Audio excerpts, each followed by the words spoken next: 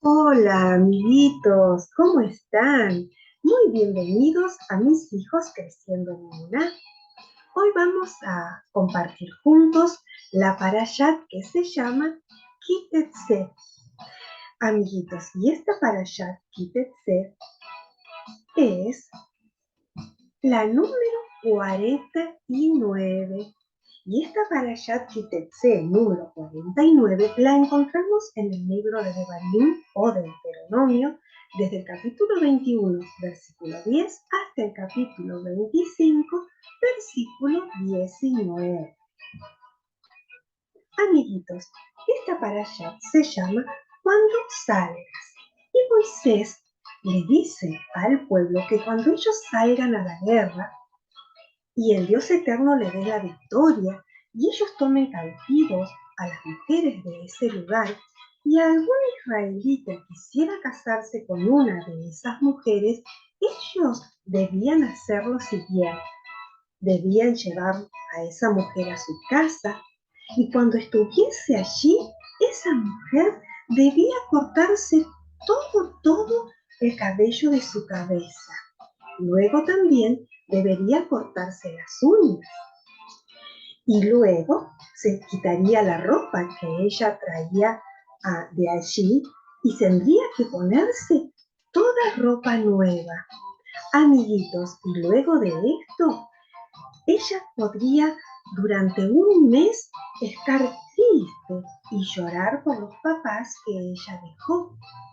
Luego de eso, esa israelita podría casarse con ella.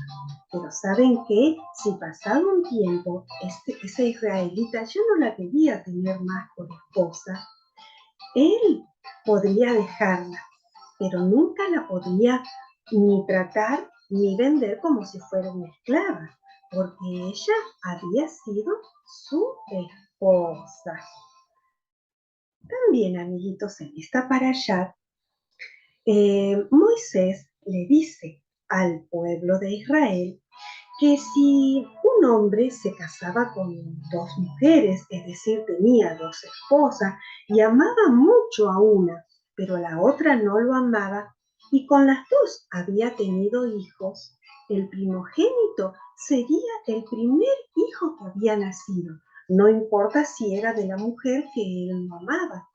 Y luego, cuando él repartiera su herencia a ese hijo primogénito, al mayor, le tocaría el doble que a los demás hijos.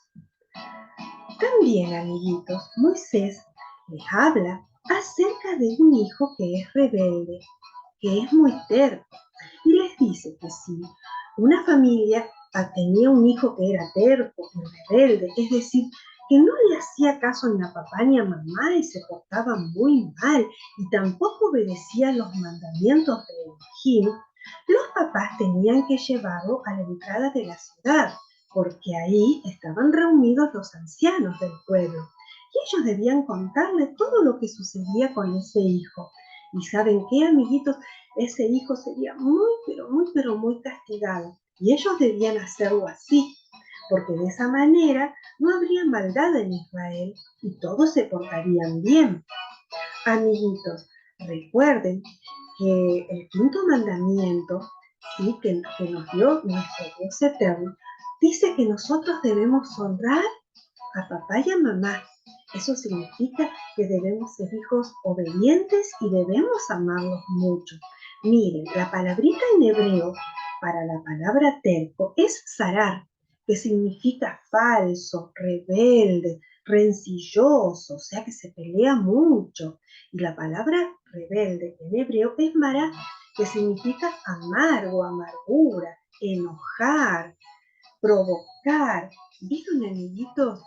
Qué feo que en nuestro corazón haya rebeldía. Dios quiere que nosotros seamos hijos amorosos y obedientes.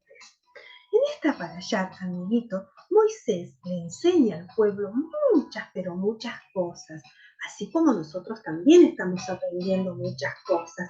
Y le dice que si había un vecino que se le había perdido su animalito, es decir, se le había perdido su ovejita o el toro, y otro vecino lo encontraba, esa persona que lo encontró debía devolverlo. Pero si el vecino vivía muy lejos o no lo conocía, entonces el vecino que lo encontró lo tenía que llevar a su casa, cuidarlo hasta que apareciese el dueño a buscarlo. Y así debían hacer con cada cosa que ellos encontraban. Amiguitos, nosotros debemos hacer lo mismo. Si algo se le pierde a nuestro amiguito o a nuestro vecino, nosotros, si nosotros lo encontramos, nosotros debemos guardarlo hasta que esa persona lo viene a buscar. Y si sabemos de quién es, también nosotros se lo tenemos que devolver. Por ejemplo, si un amiguito pierde un juguete o se olvida un juguete en la vereda y nosotros lo encontramos, nosotros tenemos que devolverlo, porque eso es lo que le agrada a nuestro Dios eterno. Moisés también les enseña que los hombres no deben vestirse como mujer y la mujer tampoco debe vestirse como hombre. Esto desagrada mucho a Elohim. Y les enseña también que si alguien se encuentra un nido, ya sea en el árbol o en el suelo, y ese nido tiene huevitos o tiene polluelos, y la mamá está allí calentando sus polluelos o está incubando los huevitos, ellos podrían quedarse con el nido y también podrían quedarse con los polluelos, pero no podrían quedarse con la mamá. A la mamá deberían dejarla ahí. También les enseña que la capa con la que ellos se iban a cubrir, esa capa debía estar adornada con cordones en las cuatro puntas, así como lo vemos acá en la imagen. Amiguitos hermosos, también Moisés les enseña al pueblo quiénes eran los que podían entrar al tabernáculo y quiénes no podían entrar. Y les dice que si un israelita se había casado con una mujer extranjera y había tenido hijos, esos hijos no podrían entrar al tabernáculo. También les dice que ningún amonita ni moabita podría entrar al tabernáculo. ¿Por qué? Porque cuando ellos habían salido de Egipto y estaban marchando por el desierto, los amonitas y los moabitas no los habían querido ayudar, no les habían querido dar ni alimento ni agua. Además, ellos habían buscado a Balaam para que maldijera al pueblo, pero el Dios eterno, amiguitos, había transformado toda esa maldición en bendición. Entonces les dice que ellos nunca podían entrar al tabernáculo. También Moisés les dice que no podían aborrecer a ningún edomita, porque ellos eran sus hermanos. También les dice que no podían aborrecer al egipcio, porque ellos habían sido extranjeros en ese país. Y les dice que los hijos que nazcan de estas personas, ¿sí? Tanto de los edomitas o como de los egipcios, ¿sí? Y los hijos que nacieran, ¿sí? De la tercera generación en adelante, podrían entrar al tabernáculo de reunión. También les dice que si un esclavo que era de otro país había huido, ¿sí? Y llegaba a su país, a Israel, a pedir ayuda, a pedir refugio, ellos debían ayudarlo y no debían devolverlo a sus dueños. Y les dicen que ellos debían tratarlo bien y que debían darle a elegir cuál era la ciudad de Israel en que a ellos les gustaría vivir. Amiguitos, así Dios les dice cómo debían tratar a un esclavo que venía huyendo de otro país. También les dice que cuando ellos realicen culto al Dios eterno, ellos no podían hacer lo mismo que hacían los otros pueblos con sus dioses. Y les dice que Elohim no iba a recibir la ofrenda de una persona que hacía esto. También les enseña que si un hombre de Israel le prestaba dinero o le prestaba comida o cualquier otra cosa a otro israelita, es decir, a su hermano, este no le podría cobrar intereses. ¿Qué significa esto? Que si un israelita le prestaba a su hermano, por ejemplo, 5 pesos, no le podía cobrar de más. La otra persona debía devolverle 5 pesos. O si le prestaba un paquete de arroz, no podía cobrarle de más.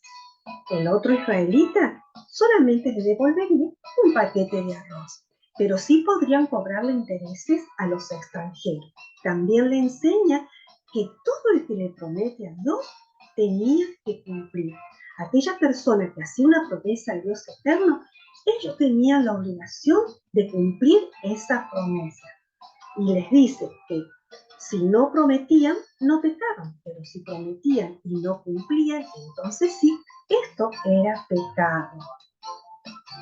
Continúa Moisés enseñándoles que si alguno de ellos le daba trabajo a una persona pobre, al terminar el día, ellos debían pagarle a esa persona pobre, que podía ser del pueblo de Israel o podía ser un extranjero, porque esa persona estaba trabajando para poder comer y necesitaba el dinero para comprar.